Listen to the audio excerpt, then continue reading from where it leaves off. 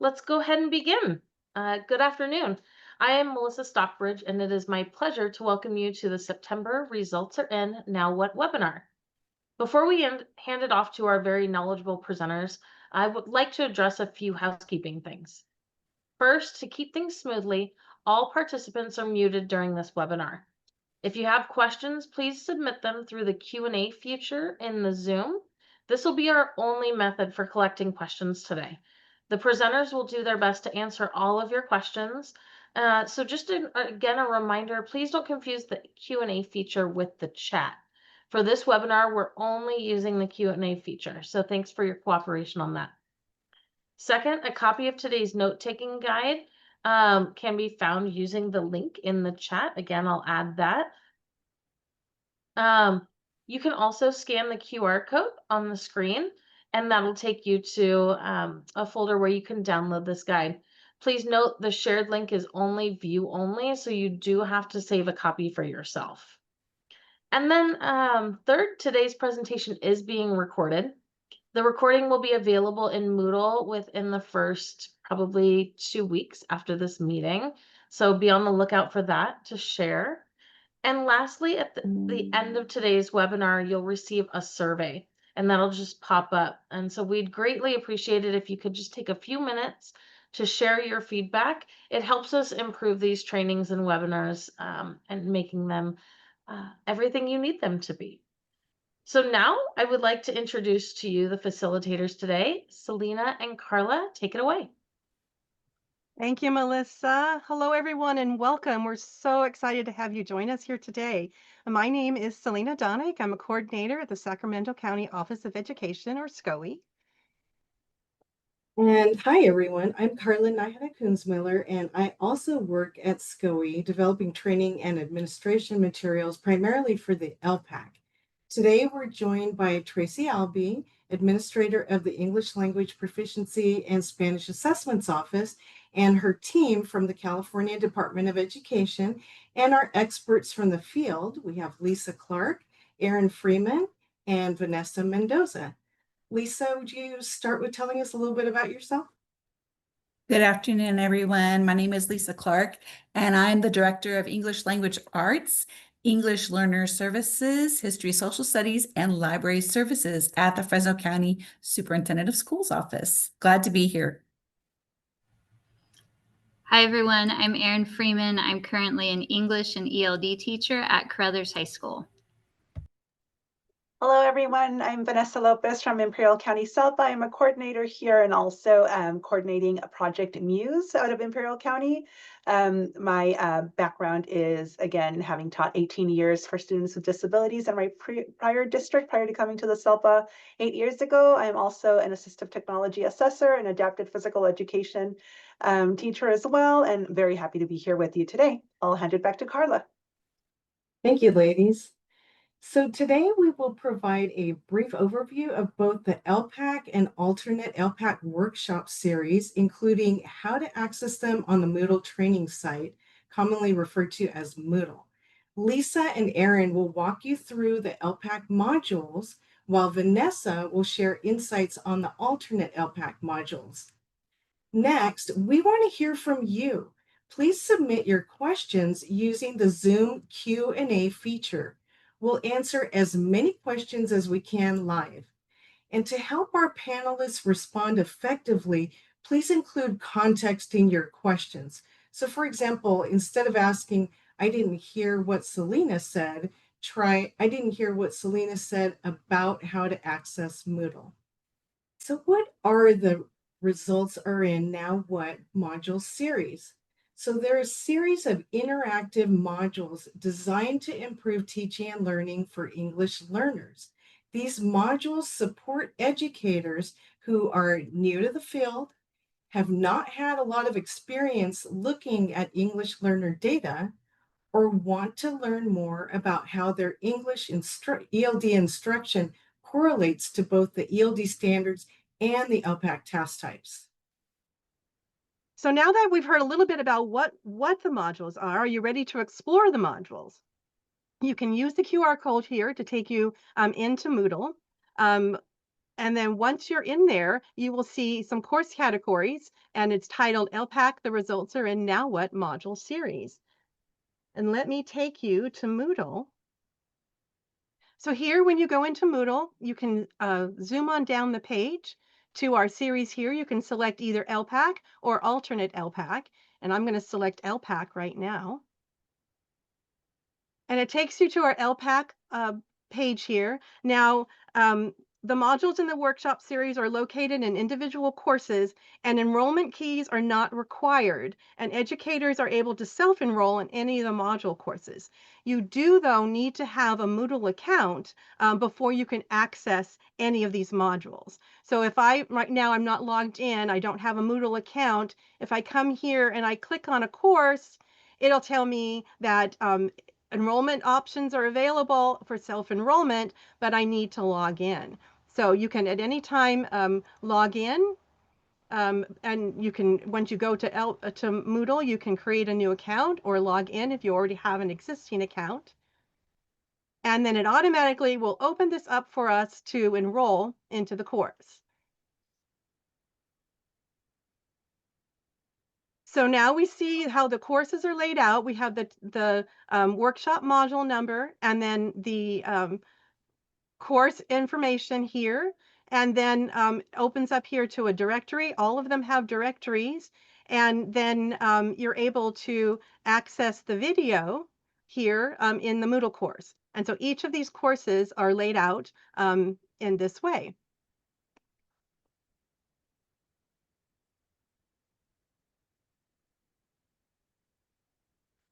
Fantastic. Thanks for showing everyone that, Selena. Right, so the ELPAC series has grown. It's really grown over the last few years, and now it features 17 modules designed to support educators and students alike. Join us as Erin and Lisa unveil the newest edition, Module 17. Whether you're new to the series or a seasoned user, this is a great opportunity to stay current and deepen your understanding. So now I'll pass it over first to Erin and then to Lisa. Thanks, Carla.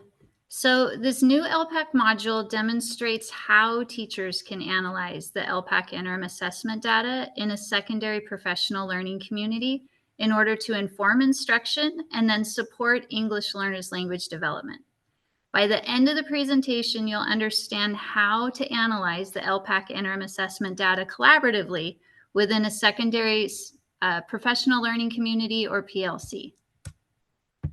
This module will also show how high school educators work together to review students' English language development, or ELD, progress using data from the ELPAC interim assessments. This module will also demonstrate how to use that data to inform instruction and support language development for English learners. In this module, you will observe secondary English language arts and literacy teachers from Carruthers High School engaging in this process. And you'll probably see a very familiar face. Erin Freeman is featured in one of these in this module. And so we are so excited to have her with us today.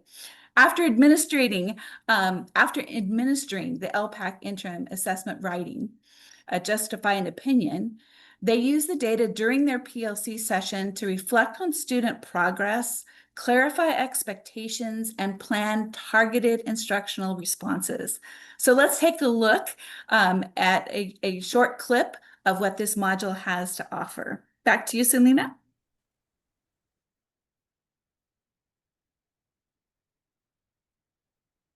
So keeping this in mind, and I know we have differences, right, depending on what we're seeing, the trends with our students, what would be appropriate next steps to meet their current language needs? Like what they're displaying right now in our class, building off of their strengths, but addressing the areas we see that they are ready to grow into. Well, I know for me, register, I hadn't thought of doing lessons, separate lessons in that. So I know that's going to be something that I'm going to be bringing back to my lessons like immediately. So I have it on my notes for you to drop that into our shared drive right after this. Don't let me forget. think for me, as the details, because that's where I don't see them adding those details, I was thinking I can do the T-chart where I can see them adding their sentence frames in one side and then details on the other side. So they're just not memorizing the sentence frames, which, you know, they're pretty good at, but also adding details on the side. So like they'd start the sentence frame? Yes. Or they'd give a reason and add a detail? Well, have the sentence frames there because I know they know it now. And then just add the detail, you know, get used to that. Because it's like, okay, I don't know what to put after that. So is it the detail for the reason or is it the coming out of the sentence It's frame? just coming out of the sentence frames. But instead of just having it in a piece of paper, I was thinking using an interactive notebook. Or something that stays in class where they can always go back and look at their notes. So the sentence frame and then different ways to come out of it? Is that what you're? Yes. Okay. Where am I going? Do you use a journal or an interactive journal at all right now? Or are you talking about implementing this? I think, no, I don't. So they don't have, okay. No, I want to start using one. So when they're practicing vocabulary, because you talked about translations, do you have a word bank anywhere on the wall? Yeah, or do so they I have a personal one? So I have a lot of like different ways, like I give them a worksheet, you know, we create our own word bank, whatever the strategy we're working on. Let's say I give them a piece of paper and the word bank is in the middle. And then they have, you know, they have to have their support, your opinion, sentence frame, your opinion, your ideas. So they have it. I collect that. I give it back to them. But that's the thing. I don't think they know what to do with it after. It's like, oh, she graded it. I'm good. Yeah. But then what happens to that? You never see it again. I like the idea of a notebook because then you can have the word bank in there. You can have the sentence frames. Yes. And I do have like different tools inside of the classroom that I use with them. Because we write on the desks, right? You write on the desks. Yes. And I got that from you, right? It's nice because then they can erase it really quickly. And they love that. Yeah. Let's put that over. Because I wonder if you're working on this, if yours are resistant to revising, if they do some of it on the desk, then that might, All right, well, let's start at the top of that then. Thank you, Lisa and Aaron, for covering how the ELPAC modules support our learners. Now let's take a look at how alternate ELPAC meets the needs of EL students with the most significant cognitive disabilities. And Vanessa will guide us through. Hello there, everyone. So very excited to recap what the alternate ELPAC results are in series entails. So module 1 sets the foundation by explaining what the alternate ELPAC is and how to determine which students are eligible to participate. Module 2 emphasizes the importance of understanding each student's preferred mode of communication. And this includes the use of augmentative and alternative communication devices, or AAC, and how this influences the testing experience for students in a positive manner. Module 3 then works at introducing the types of tasks that are used to engage students in demonstrating their receptive and expressive language abilities, ensuring the assessment is accessible and meaningful. Module 4 dives deeper into one specific task, which is recognize and use common words. It shows how it aligns with the ELD, English Language Development Standards, and how to support consistent and appropriate evaluation. So to center us around that conversation, let's take a look at a clip from Module 4.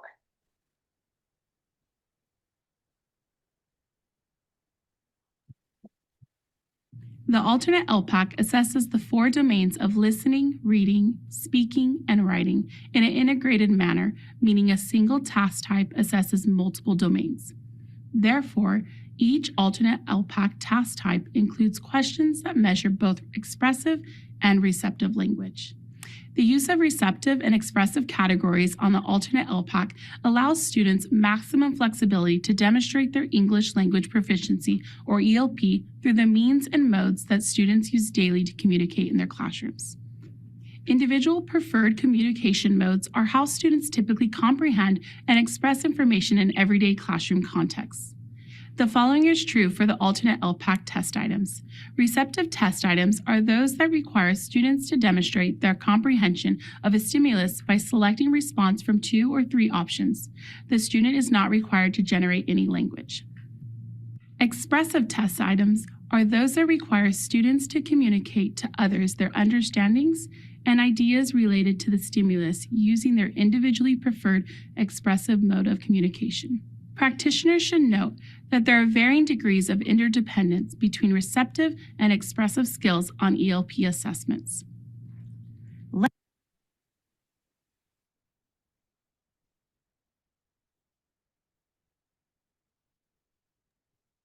Now I'm going to share some exciting details of the new module for the alternate ELPAC series, which will be available soon in late October. So this is module 5.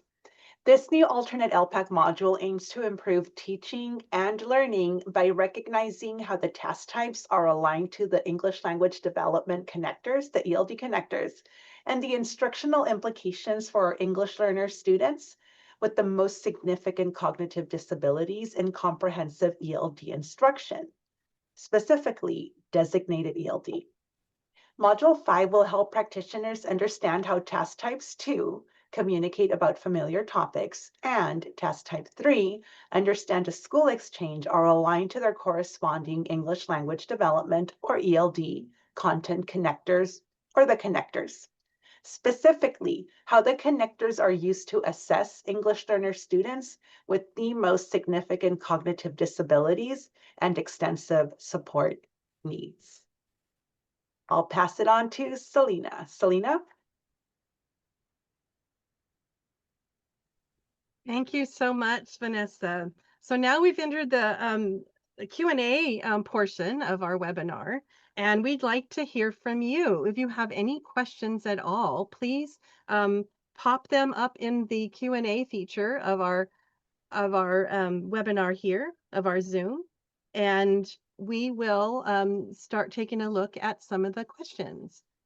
Let's see, Lisa, did you want to take this question? What were the 4 prompts or boxes in the chart, on that chart that was part of the video that we showed? Absolutely. So those are the 4 steps of the formative assessment process.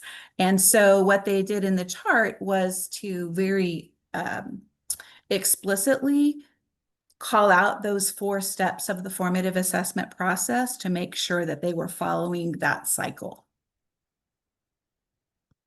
Can you go ahead and name those 4 steps, Lisa? Sure. They are clarifying the learning goals or the target, eliciting evidence of the learning, interpreting the evidence of the learning, and then their next steps are how they're going to act on that evidence. Thank you, Lisa. So we had the question, Tracy, do you want to answer this one live, of how can I get a Moodle account so I can take these videos? Actually, you demonstrated it, Selena. That's why I said you could answer it live. Okay, great. But Thank again, you know, the biggest thing is just to create a new account. And then once you've created that account, then you will get access to these wonderful modules. And the create the new account is right on that main screen, right at the top. And you can go from there. And there will be a video about how to do that. At the end, you guys will be able to watch it. Thank you, Tracy. So another question is, when will Module 5 be available? Right now, we are in the production mode of Module 5. We have it all recorded. It's in the can. And right now, CDE is reviewing it and providing comments to us. And we will have it edited. And we expect to have it posted mid-October to late October. So in just a few short weeks, we will have Module 5 up. And that one will be an exciting addition to our alternate ELPAC Moodle series, module series.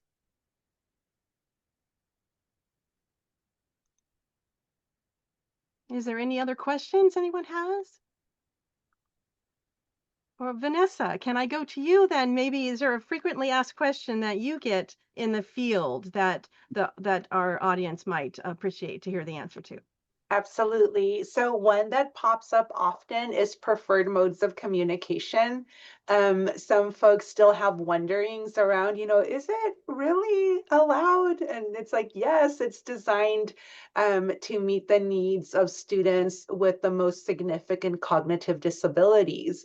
And in supporting their communication modes, there has been much consideration on honoring all of our students' communication modes. So from whether it be communication binders, switches, Dynavoxes, slant boards, eye gaze, gestures, a lot of those different modes of communication, including other AAC devices, augmentative and alternative communication devices, and speech generating devices also. The alternate ELPAC has been designed with all of that in mind. So yes, the answer to that question is always an enthusiastic yes. We can absolutely consider our individual students' preferred mode of communication. Thank you, Vanessa. Lisa, do you have a frequently asked question that you get in the field? We do have several frequently asked questions, but one of them is what the impetus was for developing this module. So as we go out and provide professional learning for many educators, many of our educators are taking advantage of using the interims and administering the interims in either standardized or non-standardized ways. But they were asking for help of what do they do after they give the interim? How do they use that data instead of just giving the interim as just a checklist? And so because of those questions and that interest from the field, that was the birth of the idea for this module. And I'm going to let Erin share a little bit about this. This is a process that she is very involved in at her school site. And these are real teachers that we use in this module who really demonstrate how they look at that interim assessment data and use that data to make instructional decisions. So, Erin, I'm going to have you just share a little bit about that and how your team does that. Okay, thanks, Lisa. So one of the pieces that we first had to determine is how we wanted to format it. So I've been on PLCs where we have a legitimate form. And for my team, that was not a good fit because then we would have been focused on filling out the form correctly. That's just our dynamic. And so we found that it works best for us to have the chart paper with a lot of open space because that left space for the conversation. And we found that it's that conversation piece that helps us to really analyze the data, the language needs, the areas of strength, the areas of growth, and then really think through the next step. So you can see there's a lot of us looking at the chart. It's so visible because it's so big. It's messy. Some of our PLCs, it is just really messy, but it's because it's about the conversation and the analysis, looking at the students, and then what we think might be appropriate next steps. So for us, it helps to keep it visual, to keep it big on the chart paper. We don't retype it. We don't have time for that. We just take a picture, put it in our shared drive, and then we put it back up for the next PLC so we can remember what's going on. As the facilitator, I will say having a question written underneath each one really helps keep me anchored in asking questions as the facilitator, not giving an answer or not feeling like I have to give an answer. And then it also helps keep us focused. So under clarify, I just wrote, what's the goal? Under elicit, just wrote, how do we elicit or how did we elicit evidence? And if you notice, it was, I don't think it showed in this clip, but it's different.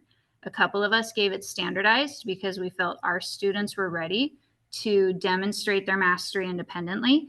And our other colleague, her students were not yet ready. to demonstrate it independently. So she used it non-standardized. She put in some scaffolds and supports. And yet all of us were able to speak around their language strengths that we saw in specific language growth areas. And then under interpret, we put what do we notice? And then under act, we put what are our next steps? So those 4 questions help keep me anchored. So I think that's a big benefit. Just that form, just that one, putting it on the chart was a huge, I don't know, it's a huge win for my team. It really helps facilitate the conversations. Thank you, Lisa and Aaron.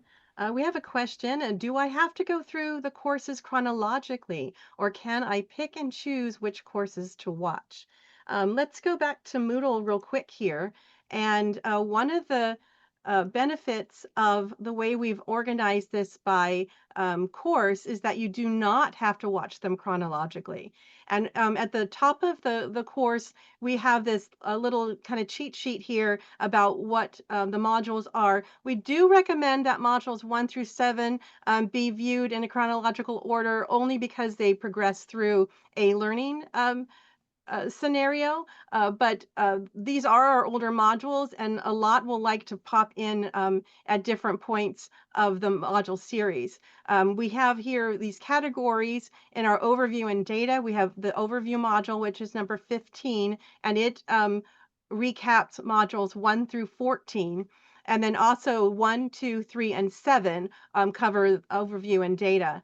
Modules 4, 6, 8, 10, and 16 cover speaking task types, and modules 5, 9, 10, 11, 12, 13, and 14 cover writing task types. Now you'll notice that we put module 17 under the interims column, and a little teaser here coming next year, we'll have modules 18 and 19, which will also build on the interims. In the courses, you also have this Moodle directory, or module directory, excuse me, and this will also give you a synopsis of each of the modules and an opportunity to mark them off as you've looked at them so you don't lose track of all of the modules in the series. It's being updated right now to include module, oh, it's been updated. Look at that, just like magic. It is now updated with module 17, so you're able to view these newest modules in our series. Selena, I'm going to jump in on you there with one of the questions in the Q&A, and I'm going to ask Aaron. Aaron, you talked about the question that you put under each one of the PLC elements. Can you go through those questions one more time when the participants would like to hear what those questions are again? Absolutely. So we start with clarify. I mean, we do a cycle, but we start with clarify, and then underneath that, all right, what's the goal? And then we move to the elicit, and the question I write is, how did we elicit evidence? And it's okay that we elicited it differently, and we're at different spots.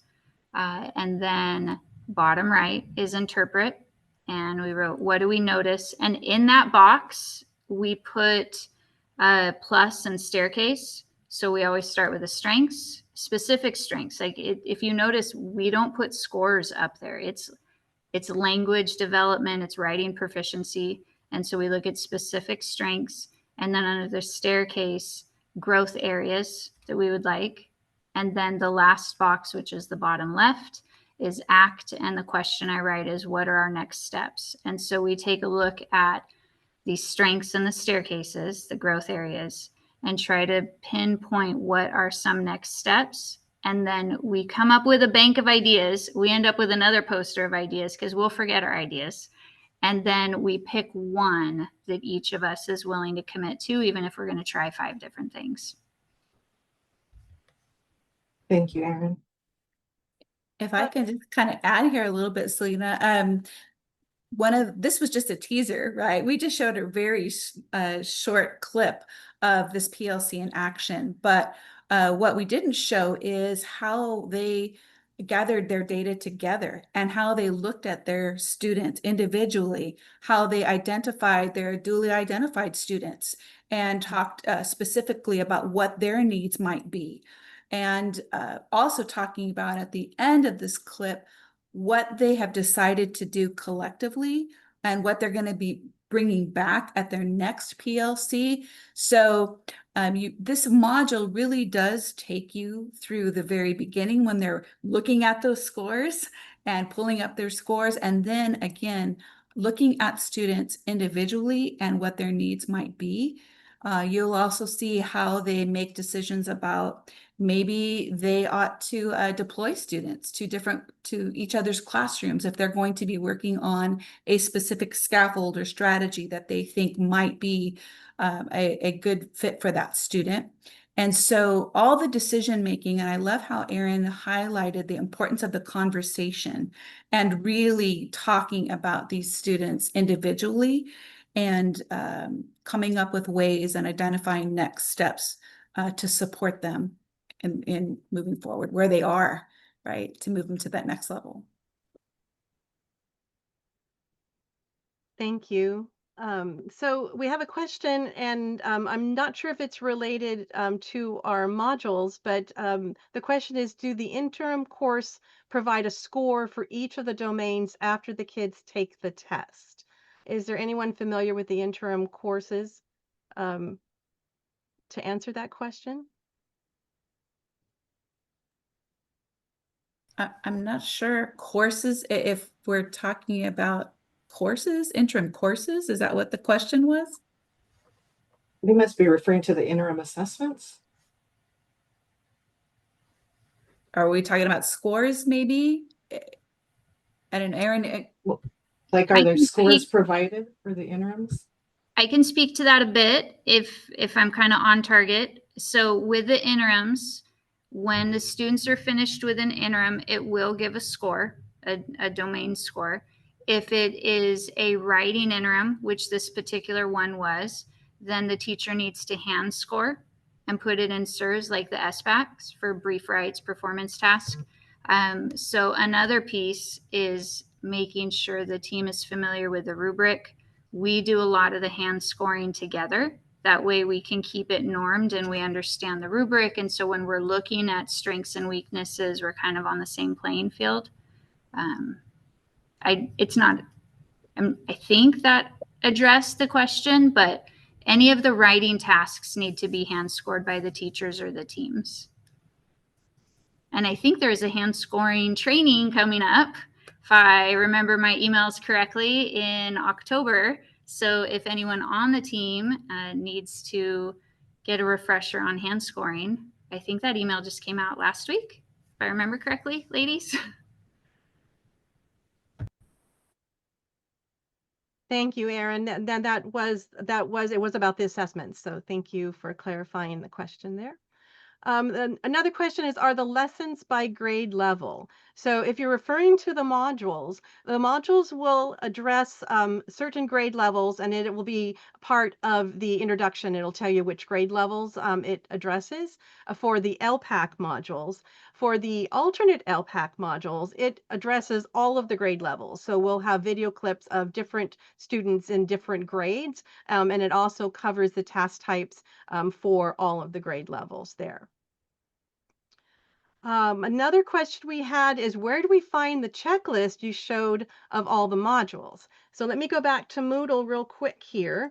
And this checklist is available in the ELPAC modules right up here at the top. It's also linked in each of the modules so that you're able, if you're in the module, you're able to find the directory inside each of the modules as well.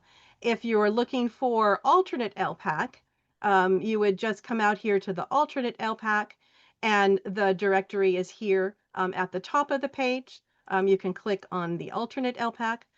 This is our 4 modules that we have right now for our alternate ELPAC. And you can also find it inside each of the courses laid out here right at the top. All right.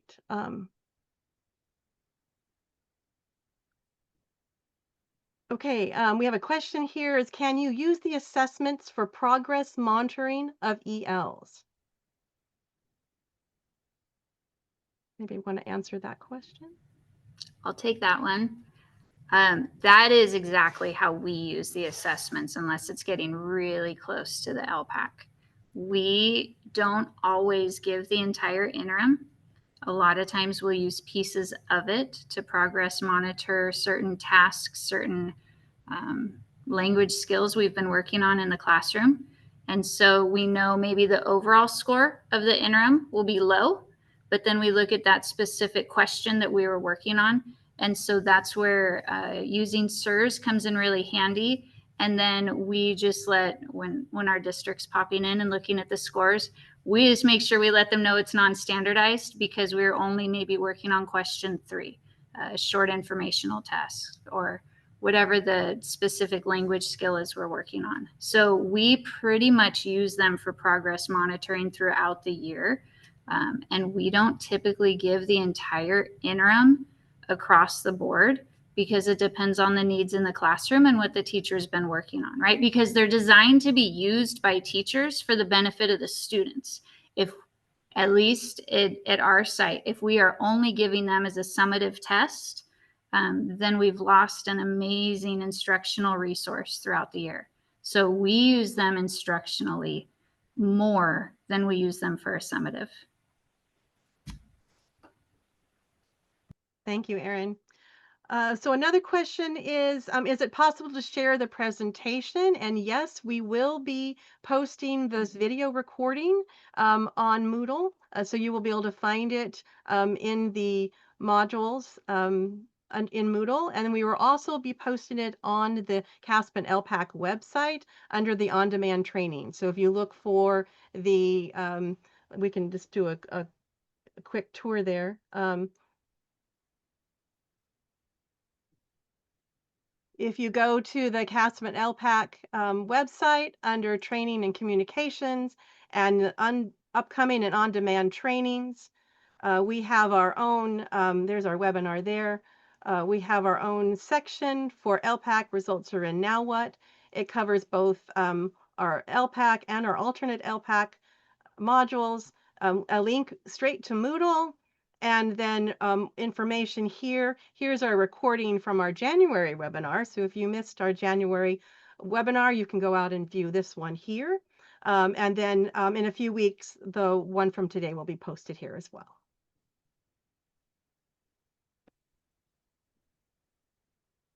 All right, we have another interim question here. The interim test, is this something we can share with teachers if we want to use them as instructional material, like was it previously mentioned?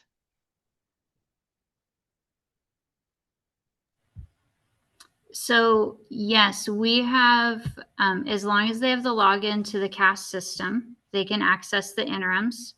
And so our teachers at our site all have access. One of the systems we built in is that because the passwords change, right? And inevitably it's asking you to change your password at an inappropriate time as you're hopping in. So one of the systems we have is we make sure all the teachers have their passwords set. They can get logged in early by September.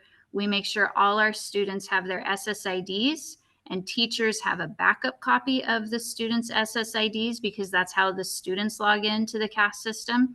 So we make sure that's good to go by first week of September. That way, as the teachers want to open up the interims and use them with students instructionally, all those pieces are prepared. I would say from a teacher lens, that's huge, because when teachers get ready to use an interim, if it went through the password reset and the teacher wasn't familiar, or 5 of their students don't have access to their SSIDs and they're new students, it gets pretty muddy, and the teacher has to think on the fly pretty quickly. So the more your teachers have access to your interims, especially as a team ahead of time, to know what the formatting of the question looks like, what the language demands are that students are going to be asked, then the more they get to use them instructionally, right? We show them to the students. We have the students play around with them. We have the students play around with the buttons. What do the different buttons do? How might that help you? How might that distract you? So it's a secure resource, right? It's to be student teacher facing only, but we put them on all the devices, and as long as we keep them secure, it's a very open resource on our campus in the classrooms. I don't know if, Lisa, you want to add to what you've seen at other sites that have been effective with teachers using interims? So I think you covered a lot of it, Erin. The first is just deciding if we're going to do it standardized or non-standardized, right? And decide what we're going to be using it for. And having those decisions kind of made ahead of time is really important. So, and that's the beauty of the interims. They're very flexible. We can use them according to whatever our needs are. And but as a PLC, it's important that you're able to identify how that might be different if one of your members administered it in a standardized way and another in a non-standardized way. But again, it goes to that conversation, right? And having those great conversations. Thank you.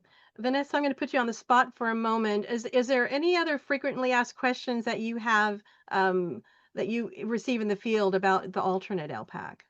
For sure. It's around the ELD connectors. So oftentimes the question is, okay, so not a question, but a concern, right? Like, what if my students still can't read or write? How are they going to be assessed on the alternate ELPAC? And that always comes back to remembering that that they're not assessed by domain as in the original ELPAC. The alternative ELPAC assesses those domains in an integrated manner, receptive language skills and expressive language skills. So that's always like a new learning also. But in addition to that, also the ELD content connector. So if you're using the alternate assessment decision confirmation worksheet as part of your process to determine if a student would be most appropriately assessed with the alternate ELPAC, you're going to go through all of those rubrics that are present.